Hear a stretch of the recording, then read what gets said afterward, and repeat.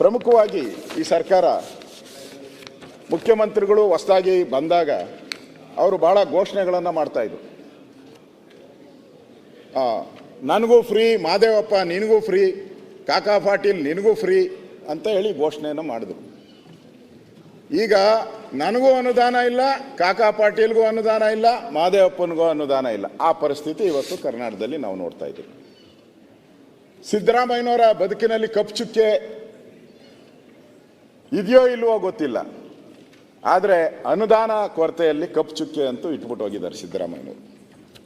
ಇವತ್ತು ನಾವೇನು ಗ್ಯಾರಂಟಿ ಕೊಡಬೇಡ್ರಿ ಅಂತ ಹೇಳಿಲ್ಲ.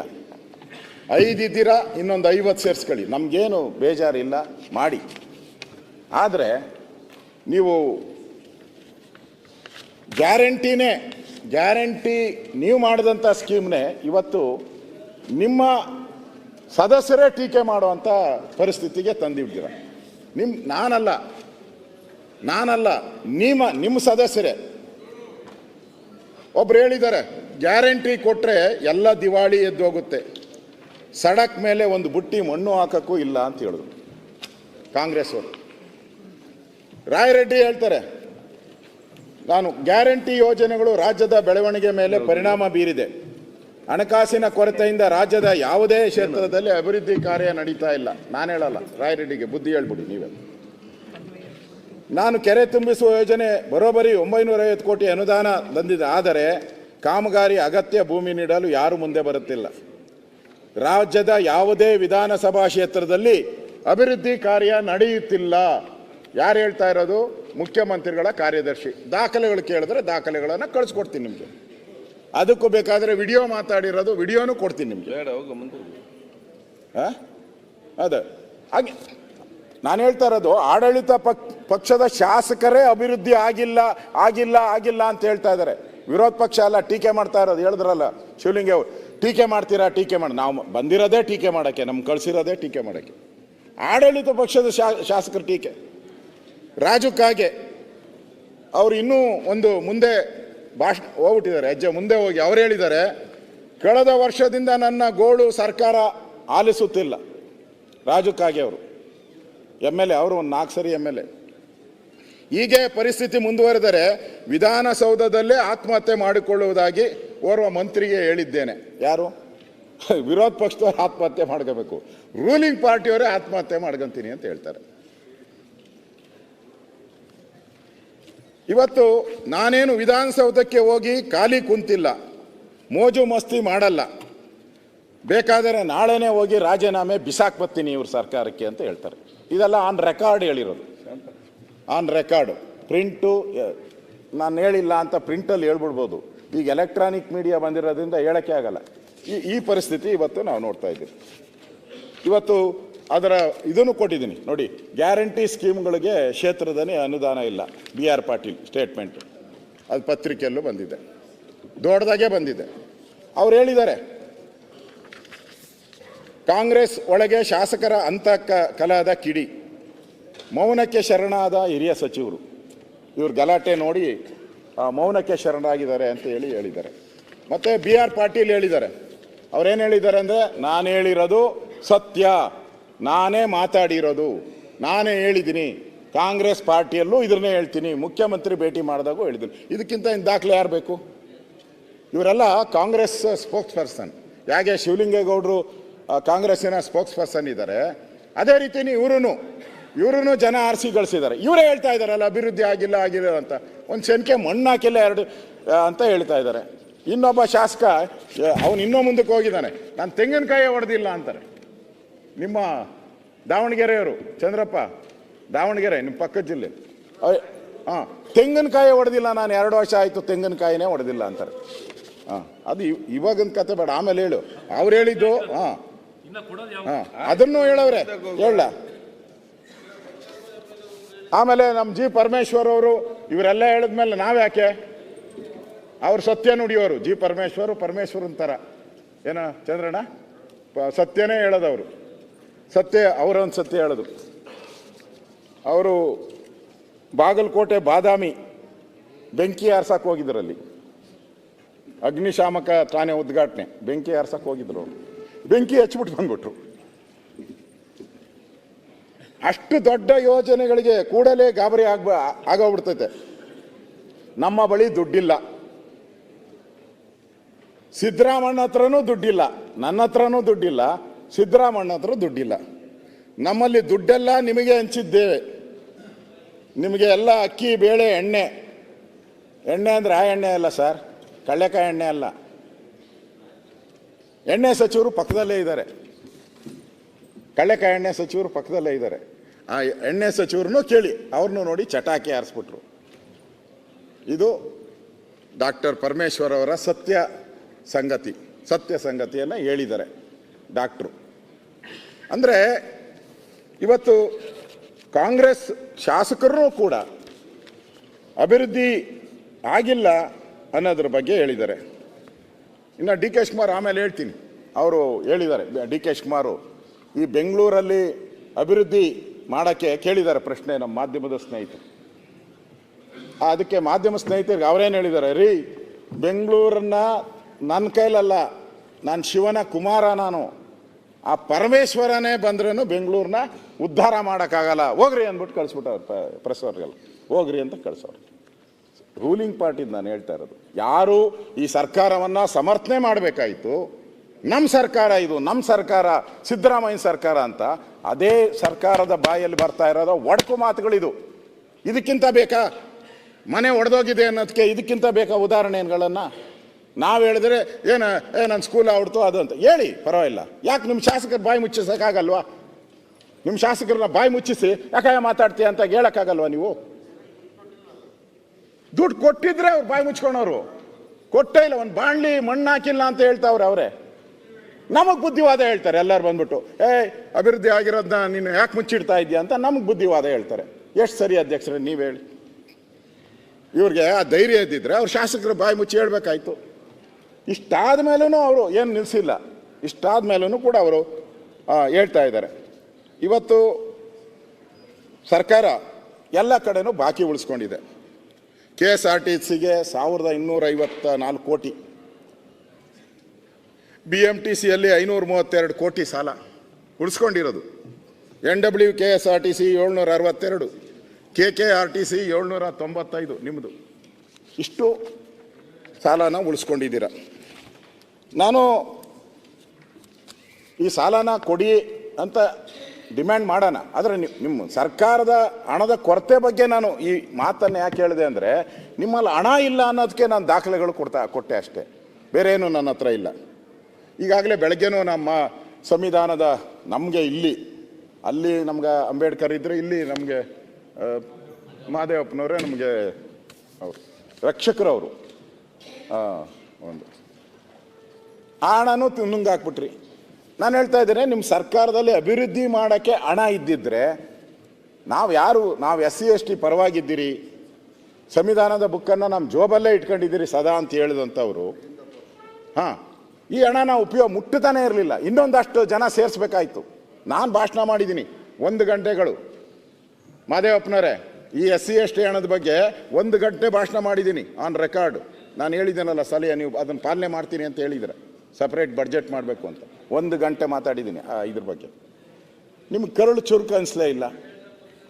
ಹಣನೂ ತಗೊಂಡಿದ್ದೀರಾ ಸುಮಾರು 25,000 ಕೋಟಿಗೂ ಮೇಲೆ, 35,000 ಕೋಟಿ. ನಿಮ್ಮ ಹತ್ರ ಹಣ ಇದ್ದಿದ್ರೆ ಈ 35,000 ಕೋಟಿ ತಗೊಳ್ಳೋ ಪ್ರಶ್ನೆನೇ ಬರ್ತಾ ಇರಲ್ಲ. ನೀವೇ ಕಾನೂನು ಮಾಡಿದವರು SC/ST ಹಣ ಮುಟ್ಟಬಾರ್ದು ಅಂತೇಳಿ. ಈಗಾಗಲೇ ಅದ್ರ ಬಗ್ಗೆ ಬೆಳಗ್ಗೆ ಚರ್ಚೆ ಆಗಿರೋದ್ರಿಂದ ನಾನು ಅದನ್ನು ಬಿಟ್ಬಿಡ್ತೀನಿ, ಅಲ್ಲಿಗೆ ಅದನ್ನು ನಾನು ಹೋಗೋಕ್ಕಾಗಲ್ಲ. ಇದನ್ನು ನಾನು ಈ ಸರ್ಕಾರಕ್ಕೆ ನಾನು ಕೇಳೋ ಅಂಥದ್ದು, ನೀವು 24 ತಿಂಗಳಾಯಿತು, 24 + 3 27 ತಿಂಗಳಾಯಿತು. ಸರ್ಕಾರಕ್ಕೆ ಏನು ಹೇಳಿದ್ರಿ? ಬರಬೇಕಾದ್ರೆ ನಾವು ಯಾವುದೇ ತೆರಿಗೆ ಹಾಕಲ್ಲ. ಈ BJPಯವರು 40% ದುಡ್ಡು ಹೊಡಿತಾ ಇದ್ರು, ಪೋಸ್ಟು ಅಂಟಿಸಿದ್ರು, ಪೇ CM ಅಂತ ಎಲ್ಲ. ಆ 40% ಉಳ್ಕೊಂಬಿಟ್ರೆ ನಮಗೊಂದು 65,000 ಕೋಟಿ ಬಂದ್ಬಿಡ್ತತೆ. ಅದನ್ನು ನಾವು ಈ ಒಂದು ಸ್ಕೀಮ್ಗೆ 5 ಸ್ಕೀಮ್ಗೆ ಹಾಕ್ಕೊಂಬಿಡ್ತೀರಿ, ಪಂಚ ಗ್ಯಾರಂಟಿಗೆ ಹಾಕ್ತೀರಿ. ಉಳಿದಿದ್ದ ಅಭಿವೃದ್ಧಿ ಕಾರ್ಯ ಏನಿದೆ ಅದು ಸುಮಾರು 80,000 ಕೋಟಿ ಉಳಿಬೋದು. 89,000 ಕೋಟಿನ ನಾವು ಮಾಡ್ತೀನಿ ಅಂತ ಹೇಳಿದ್ರಿ. ಈಗ ಮಾಡಿದ್ರ 40% ಅಲ್ಲ, ಇವಾಗ ಕಾಂಟ್ರಾಕ್ಟರ್ಗಳೆಲ್ಲ ಹೇಳ್ತಾವ್ರೆ 60% ಆಗ್ಬಿಟ್ಟೈತೆ ಅಂತ. ಏನು ಬಿಲ್ಡಿಂಗ್ ಲೇಸನ್ಸ್ಗೂ ನಮ್ಮ ಅಶ್ವತ್ಥನಾರಾಯಣ್ ಹೇಳ್ತಾರೆ, ಬಿಲ್ಡಿಂಗ್ ಮೊದಲು ಓಸಿಗಿತ್ತಲ್ಲ, ಕೊನೆಯಲ್ಲಿ ಓಸಿ ಕೊಡ್ತಾ ಇದ್ರಿ, ಕೊನೆಯಲ್ಲಿ ಓಸಿನ ಏನಪ್ಪ ಅದು, ಹಾಂ ಓಸಿಗೆ ಇತ್ತು. ಈಗ ಸಿಗೆ ಕಿತ್ಕೊಂಡ್ಬಿಡ್ತಾರೆ. ಸ್ಟಾರ್ಟಿಂಗ್ ಏನೋ ಸಿ ಅಂದರೆ ಸ್ಟಾರ್ಟಿಂಗ್ ಕಮೆನ್ಸ್ಮೆಂಟ್ ಅರ್ಜಿ 70%. ಅದಕ್ಕೆ ಹೇಳ್ತಾ ಇದ್ದೀನಿ ಗೋಣ, ಹೊಸ ಸೆಸ್ ಇದು 70%. ಈಗ ನಾನು ಹೇಳ್ತಾ ಇಲ್ಲ, ಜಗತ್ ಜಾಹೀರಾತ ಆಗ್ಬಿಟ್ಟೈತಿ ಇವತ್ತು. ತೆರಿಗೆಗಳ ಮೇಲೆ ತೆರಿಗೆ ಹಾಕಿದ್ರಿ, ಒಂದೇ ಒಂದು ತೆರಿಗೆ ಹಾಕಲ್ಲ ಅಂತ ಹೇಳಿದ್ರಿ. ಸುಮಾರು 27 ತಿಂಗಳಲ್ಲಿ 25 ತೆರಿಗೆ ಹಾಕಿದ್ದೀರ. ಯಾರು ಮನೆ ಹಾಳು ಮಾಡೋಕೆ ಹಾಕಿದ್ದೀರಾ? ಏನಕ್ಕೆ ಬೇಕಾಗಿತ್ತು? ಈ 40% ಉಳಿದಿದ್ದಣ ಎಲ್ಲೋಯ್ತು ಹಂಗಾರೆ? ಈ 40% ಹಣ ನಿಮ್ಮ ಹತ್ರ ಸ್ಟೋರ್ ಆಗಬೇಕಾಯಿತು, ಇದೆಲ್ಲೋಯ್ತು? ನನ್ನ ಪ್ರಶ್ನೆ, ಎಲ್ಲೋಯ್ತು ಈ ದುಡ್ಡು? ಯಾರು ತಿಂದಾಕಿದ್ರು? ಯಾರು ಲೂಟಿ ಹೊಡೆದ್ರು? ಉತ್ತರ ಕೊಡಿ ಹಂಗಾರೆ. ನೀವು ಹೇಳಿದ್ರಿ ಪತ್ರಿಕೆಯಲ್ಲಿ. ಕಸದ ಅಧ್ಯಕ್ಷರೇ, ಮೊದಲು ಕಸದ ಮೇಲೆ ಏನು ಸೆಸ್ಸಿತ್ತು ಅದನ್ನು ಡಬಲ್ ಮಾಡಿಬಿಟ್ರಿ. ಈಗ ಕಸದ ಮೇಲೆ ಏನು ಸೆಸ್ಸಿತ್ತು ಡಬಲ್ ಮಾಡಿದ್ರಿ. ಹಾಲಿನ ದರನ 2 ಸಲ ಏರಿಸಿದ್ದೀರ. 2 ರೂಪಾಯಿ, 3 ರೂಪಾಯಿ, 5 ರೂಪಾಯಿ ಹಾಲಿನ ದರ ಏರಿಸಿದ್ದೀರ. ಪೆಟ್ರೋಲ್ ದರ ಅದನ್ನು ಕೂಡ 2 ಸಲ ಏರಿಸಿದ್ದೀರ. 2 ರೂಪಾಯಿ, 2 ರೂಪಾಯಿ 8 ಪೈಸೆ. ಬಸ್ ಪ್ರಯಾಣ ದರ 15% ಏರಿಸಿದ್ದೀರ. ವಾಹನ ದರ ಅಂತೂ ಶೇಕಡ 9% ವಾಹನ ದರನ ಏರಿಸ್ಬಿಟ್ಟಿದ್ದೀರ. ಕಾವೇರಿ ನೀರಿನ ಶುಲ್ಕ ಅದನ್ನು ಕೂಡ 250ರಿಂದ 470 ರೂಪಾಯಿಗೆ ಏರಿಸಿದ್ದೀರ. ಒಳಚರಂಡಿ ತಿತ್ತು ಅದನ್ನು ಕೂಡ 300% ಹೆಚ್ಚಳ ಮಾಡಿದ್ರ. 300% ಅಂದರೆ ಸ್ಯಾನಿಟರಿ ವಾಟರ್ ಹೋಗೋದು, ಕುಡಿಯೋ ನೀರಿಗಲ್ಲ. ಕುಡಿದಿದ್ದ ನೀರನ್ನ ಆಚೆ ಹೋದರೆ ಅದಕ್ಕೆ 300% ಹಾಕಿದ್ದೀರ. ಹಾಂ, ಮದ್ಯದ ದರ 40%. ಅವರು ಯಾಕೆಂದರೆ ಅವ್ರು ಸ್ಟ್ರೈಕ್ ಮಾಡಲ್ಲ. ಸ್ಟ್ರೈಕ್ ಮಾಡೋ ಸಂಘ ಇಲ್ಲ ಅವ್ರಿಗೆ, ಪಾಪ. ಇದೆಯಾ ಎಣ್ಣೆ ಸಂಘ? ಓ ಅಶೋಕ, ಎಣ್ಣೆ ಬಾಟ್ಲು ಫ್ರೀ ಭಾಗ್ಯ ಕೊಡಿ ಅಂತ ಕ್ವಾರ್ಟರ್ ಮೇಲೇನು ಕೂಡ 50ರಿಂದ 60 ರೂಪಾಯಿ ಜಾಸ್ತಿ. ಅಶೋಕರೇ, ಬಡವರಿಗೆ ಹಿಂದೆ ಬಂಗಾರಪ್ಪ ಅವರೆಲ್ಲ ಇದ್ರು ಹಿಂದೆ. ಅಲ್ಲಿ ಬೆಳಗಾವದಾಗ ಸ್ಟ್ರೈಕ್ ಮಾಡಿದ್ರು ಮದ್ಯಪಾನೀಯರು. ಮಾಡಿದ್ರ? ಅವ್ರನ್ನೂ ಸಮಾಜದಲ್ಲಿ ಗೌರವದಿಂದ ಕಾಣಬೇಕು, ನಂಬರ್ 1. ಹೀಗೆಲ್ಲ ಕೆಲವೊಂದು ಬೇಡಿಕೆ ಇದ್ದು, ಒಂದು ಪೆಗ್ ತೊಗೊಂಡ್ರೆ ಒಂದು ಶೇಂಗಾ ಇದನ್ನು ಫ್ರೀ ಕೊಡಬೇಕು. ಎಲ್ಲಾದರೂ ಒಳಚರಂಡಿಯಲ್ಲಿ ಬಿದ್ದರೆ ಗೌರವಯುತವಾಗಿ ಮನೆಗೆ ಬಿಡಬೇಕು. ಅವರು ಕಂಡೀಷನ್ ಇತ್ತು. ಅವ್ರು ಡೈಲಾಗ್ ಕೊಡಿದ್ರೆ ಡೈಲಾಗ್. ಅಧ್ಯಕ್ಷರೇ, ನಾವು ಅವ್ರು ಹೇಳಿರೋದು ಅವತ್ತು ಹೇಳಿದ್ದಾರೆ, ಯತ್ನಾಳ್ ಅವರೇ ಅವರೊಂದು ಸ್ಟೇಟ್ಮೆಂಟ್ ಹೇಳಿದ್ದಾರೆ. ಈಗ ರಕ್ತದಾನ, ಅನ್ನದಾನ, ಭೂದಾನ ಇದೆಯಲ್ಲ, ನಾವು ಕೂಡ ಈ ಸರ್ಕಾರಕ್ಕೆ ದಾನ ಮಾಡ್ತಾ ಇದ್ದೀರಿ. ನಮ್ಮಿಂದ ಈ ಸರ್ಕಾರ ಅಂದರೆ ನಾವು ಈ ಸರ್ಕಾರದ ದಾನಿಗಳು ಅಂತ ಹೇಳಿದ್ದಾರೆ ಅವರು. ಈ ಸರ್ಕಾರಕ್ಕೆ ದಾನಿಗಳು ನಾವು. ಹಾಂ, ಹೆಂಗೆ ನಾವು ಬೇರೆಯವರೆಲ್ಲ ದಾನ ಕೊಡ್ತಾರೆ ಈ ಸರ್ಕಾರ ನಡೆಯೋಕ್ಕೆ, ಹಂಗೆ ಇಲ್ಲ, ಸ್ಪೀಕರ್ದು ಇಲ್ಲ, ಅದರ ಲಿಸ್ಟಲ್ಲಿ ಇಲ್ಲ. ಚೆಕ್ ಮಾಡಿದ್ರೆ ಇಲ್ಲ, ಅವರು ಆ ಲಿಸ್ಟಲ್ಲಿ ಇಲ್ಲ. ರಾತ್ರಿ 7 ಗಂಟೆ ಮೇಲೆ ಲಿಸ್ಟಲ್ಲಿ ಇಲ್ಲ. ಅಂದರೆ ಅವರು ಕೂಡ ನಾವು ದಾನ ಮಾಡಿದಿರಿ ಅಲ್ಲ, ನಾವು ಈ ಸರ್ಕಾರಕ್ಕೆ ದಾನ ಮಾಡಿದಿರಿ. ಈ ದಾನದಿಂದ ಈ ಸರ್ಕಾರ ನಡೀತಾ ಇದೆ. ನಮ್ಮ ಮೇಲೆ ತೆರಿಗೆ ಹಾಕಿದಿರಲ್ಲ, ದಾನ ಮಾಡೋರಿಗೆ. ಅಶೋಕ್ ಅವರೇ, ದಾನದ ತೆರಿಗೆ ಹೇಳಲ್ಲ. ಈಗ ನೀವೊಂದು ಮಾತು ಹೇಳಿದ್ರಿ, ಆ ಲಿಸ್ಟದಲ್ಲಿ ಸ್ಪೀಕರ್ ಅವ್ರದ್ದು ಇಲ್ಲ ಅಂತ ಹೇಳಿ. ಅಂದ್ರೆ ಎಲ್ಲರದ್ದು ಲಿಸ್ಟ್ ತರಿಸ್ಕೊಂಡದ್ದು ಖಾತ್ರಿ ಆಯ್ತಲ್ಲ? ಇಲ್ಲ, ನಾನು ತರ್ಸ್ಕೊಂತೀನಿ. ಅಲ್ಲ, ಅವ್ರದ್ದು ಲಿಸ್ಟ್ದೊಳಗೆ ಹೆಸರಿಲ್ಲ ಅಂದ್ರೆ ನೀ ಎಲ್ಲರದ್ದು ಲಿಸ್ಟ್ ತರಿಸ್ಕೊಂಡಂಗೆ ಆಯ್ತಲ್ಲ? ಅದು ಸ್ಪೀಕರ್ಗೆ ಬಿಟ್ಬಿಡೋಣ. ಸ್ಪೀಕರ್ ಅದನ್ನ ಚೆಕ್ ಮಾಡ್ಕೊಳ್ಳಿ. ಅವ್ರಿಗೆ ಗೊತ್ತಾಗುತ್ತೆ 7 ಗಂಟೆ ಮೇಲೆ ಇಲ್ಲಿ ಯಾರು ಖಾಲಿ ಮಾಡ್ತಾರೆ ಅವರೆಲ್ಲ. ನನ್ನ ಹತ್ರ ಹೇಳಿದ್ರು ಅವ್ರು ಒಂದ್ಸರಿ ಹೇಳಿದ್ರು, ಮರ ಎತ್ತಾನಪ್ಪ ಮಾರಾಯ್ರೆ 7 ಗಂಟೆ ನೋಡಿ ನೀವು ಏನೇನಂತಾರಪ್ಪ ಆಯ್ತು ಮುಂದೆ ಸರಿ ಈಗ ಹಾಗೆ ಹೇಳೋದವ್ರು ನಮ್ಮ ಹತ್ರ 7 ಗಂಟೆ ನೋಡ್ತೀರಿ 7 ಗಂಟೆ ಗೊತ್ತಾಗ್ಬಿಡುತ್ತೆ ನಮಗೆ ಅಂತ ಹೇಳಿದ್ರು. ಇಲ್ಲಿ ನನಗೆ ಅವ್ರ ಮೇಲೂ ತೆರಿಗೆ ಹಾಕಿದ್ರಿ ಎರಾಬಿರಿ ಅವ್ರದ್ದು ಲೈಸೆನ್ಸ್ ಫೀಸೂ ಜಾಸ್ತಿ ಮಾಡಿಬಿಟ್ರಿ 50% ಲೈಸೆನ್ಸ್ ಫ್ರೀನೂ ಜಾಸ್ತಿ ಮಾಡಿದ್ರಿ, ಕುಡಿಯೋರ್ಗೂ ಜಾಸ್ತಿ ಮಾಡಿದ್ರಿ. ಅಂದರೆ ನಾನು ಹೇಳ್ದಂಗೆ ಬಂಗಾರಪ್ಪನವ್ರು ಇದ್ದಾಗೇನೋ ಅವ್ರು ಯೋಚನೆ ಮಾಡಿದ್ರು ಒಂದ್ಸರಿ, ನಾನು ಪತ್ರಿಕೆಯಲ್ಲಿ ಓದಿದ್ದು, ಇವರೆಲ್ಲ ಬಡವರು ಕೂಲಿ ಮಾಡ್ತಾರೆ, ಮಣ್ಣು ಕೆಲಸ ಮಾಡ್ತಾರೆ, ಹಗಲು ರಾತ್ರಿ ಪಾಪ ಮಣ್ಣು ಕೆಲಸ ಮಾಡ್ತಾರೆ, ಮೈಕೈ ನೋವು ಬಂದಿರ್ತದೆ, ಸಾಯಂಕಾಲ ಅವ್ರೇನೋ ಪಾಪ ಎಣ್ಣೆ ಹೊಡೆದು ಅದನ್ನ ಮರೆಯಕ್ಕೆ ಹೋಗ್ತಾರೆ, ಅವ್ರಿಗೆಲ್ಲ ಕಡಿಮೆ ಲಿಕ್ಕರ್ ಕೊಡಬೇಕು ಅಂತ, ಕಡಿಮೆ ಬೆಲೆಯಲ್ಲಿ ಬಡವರಿಗೆ ಲಿಕ್ಕರ್ ಸಿಗಬೇಕು ಅಂತ ಯೋಚನೆ ಮಾಡಿದಂಥ ಕಾಲ ಒಂದಿತ್ತು. ಇವರು ಆ ಬಡವ್ರ ಮೇಲೂ ಸುಲಿಗೆ ಮಾಡ್ತಾ ಇದ್ದಾರೆ. ದೊಡ್ಡ ಹಂಗನ್ಬಿಟ್ಟು ಸಾವುಕಾರ್ಗಂತಲ್ಲ, ಸಾವುಕಾರಕ್ಕೆ ತೆರಿಗೆ ಮಾಡಲಿಲ್ಲ ನೋಡಿ, ಎಷ್ಟು ಬುದ್ಧಿವಂತರು. ಫಾರಿನ್ ಲಿಕ್ಕರ್ಗೆ ಇಲ್ಲ, ಈ ಬಡವ್ರು ಕುಡಿಯೋ ಲಿಕ್ಕರ್ಗೆ, ಯಾಕಂದ್ರೆ ಇದೇ ಹೈಯೆಸ್ಟ್ ಸೇಲ್ಸ್ ಆಗೋದು, ಅದರ ಮೇಲೂ ನೀವು ತೆರಿಗೆ ಹಾಕಿದ್ರಿ. ಇವತ್ತು ವಿದ್ಯುತ್ ದರ 36 ಪೈಸೆ ಜಾಸ್ತಿ ಮಾಡಿದ್ದೀರಾ, ವಿದ್ಯುತ್ ದರ ಬಿಟ್ಟಿಲ್ಲ. ಮೆಟ್ರೋ ದರ ಅದು ಜಾಸ್ತಿ ಮಾಡಿದ್ರಿ, ಅದನ್ನು ಹೇಳಿದ್ರಿ ಕೇಂದ್ರ ಸರ್ಕಾರ ಅಂತ ಹೇಳ್ಬಿಟ್ಟು.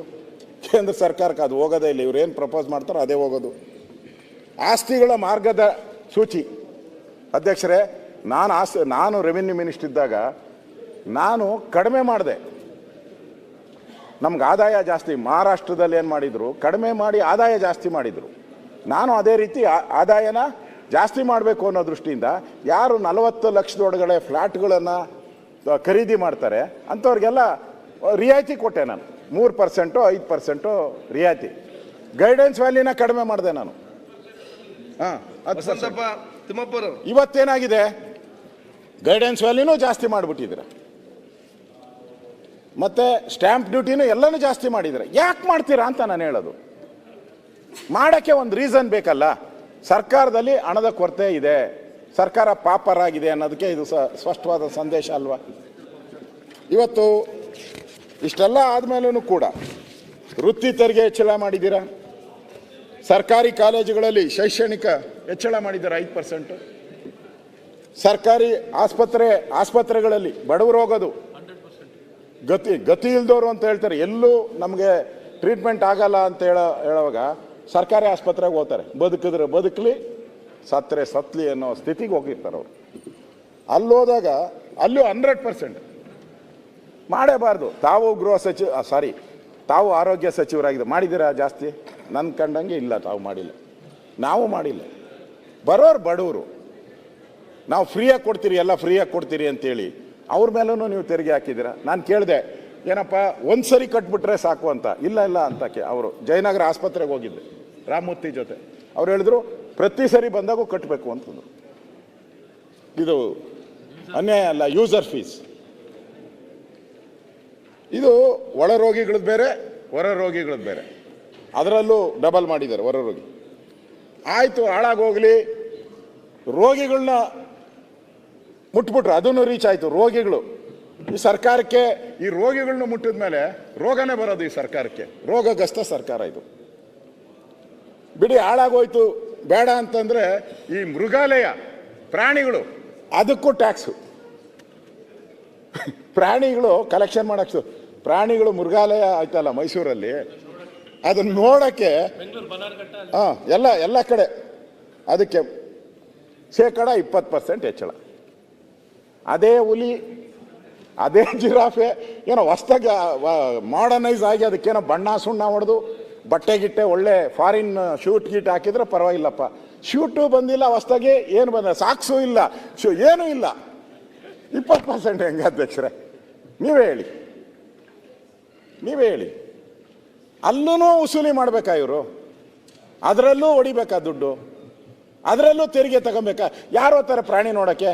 ಯಾರು ದೊಡ್ಡವ್ರು ಯಾರು? ಮಕ್ಕಳು ಹೋಗೋದು ಸರ್, ಸಣ್ಣ ಮಕ್ಕಳು ಹೋಗ್ತಾರೆ. ನಾನು 86 kg ಇದ್ದವಳು 71 kg ಬಂದಿದ್ದೀನಿ. ವಯಸ್ಸಾದ್ಮೇಲೆ ಸ್ಮಾರ್ಟ್ ಆಗಿ ಕಾಣ್ತೀರಾ ಅಂದ್ರೆ ಜಿನ್ನಿ. 126 kg ವೇಟ್ ಇದೆ ನಾವು, ಈಗ 114 kg ಲೆಕ್ಕ ಬಂದಿದ್ದೀವಿ. ಯಾವುದೇ ಸೈಡ್ ಎಫೆಕ್ಟ್ ಆಗಿಲ್ಲ. 84 ರಿಂದ 50 kg ಬಂದೆ, ಆಮೇಲೂ ಸಣ್ಣಗೆ ಫಿಟ್ ಆಗಿದ್ದೀನಿ. ಅದಕ್ಕೆ ನಾನು ಯೂಸ್ ಮಾಡ್ತಾ ಇರೋದು ಜೀನಿ ಸ್ಲಿಮ್.